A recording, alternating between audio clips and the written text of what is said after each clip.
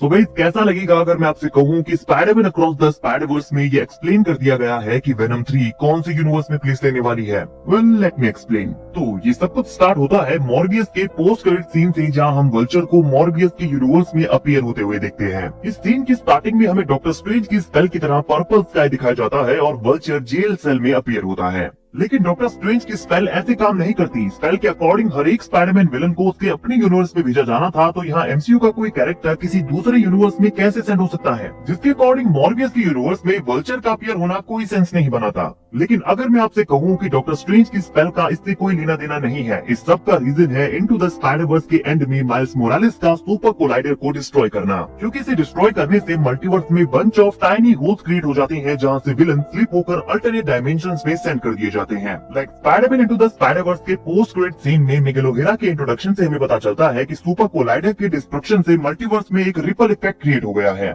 जो पूरे मल्टीवर्स के विलन्स को डिस्प्लेस कर रहा है, और अब मिगेल ओहेरा का काम है इन सब को फिक्स करना। Then Spiderman across the Spiderverse के फर्स्ट 15 मिनट्स में सारे स्पाइडरमैन मिलकर ग्वेन के यूनिवर्स में एक वल्चर से फाइट कर रहे होते हैं। एंड ग्वेन के पॉइंट ऑफ व्यू से ये उसके यूनिवर्स का वल्चर था ही नहीं, बिकॉज ये किसी मिडिल एज टाइमलाइन का वल्चर लगता है, जिसका मतलब है कि हर एक यूनिवर्स का वल्चर किसी दूसरे यूनिवर्स में फ्लिप कर गया है। और ये चीज अक्रॉस द स्पाइडरवर्स में कंफर्म भी होती है, बिकॉज हम यहाँ लाइव एक्शन प्रॉब्लम को भी देखते हैं। तो सिर्फ वल्चर ही यहाँ डिस्प्लेस नहीं हुआ है, कुछ और विलन्स भी हैं जो यहाँ डिस्प्लेस हुए हैं। और लेट देयर बी कार्नेज के पोस्ट क्रेडिट सीन में वेनम को एमसीयू में भेज दिया जाता है, और नो वे होम के पोस्ट क्रेडिट सीन में डॉक्टर स्ट्रेंज की हेल्प से वो अपने घर वापस आ जाता है। बट व्हाट इफ वो अपने यूनिवर्स में वापस गया ही ना हो। हमने Curt Connors aka the Lizard को वेनम द लास्ट डांस के ट्रेलर में देखा है, लेकिन इस वाले वेरिएंट के पास दोनों हाथ एंड बियर्ड्स भी हैं। इट मींस ये भी कर्ट का कोई वेरिएंट है जो मल्टीवर्स के थ्रू डिस्प्लेस हो गया है, और ये इस थ्योरी को और ज्यादा इंटरेस्टिंग बना देता है, जिससे हम ये एक्सप्लेन कर सकते हैं कि नो वे होम का ये पोस्ट क्रेडिट सीन भी किसी दूसरे यूनिवर्स में प्लेस देता है।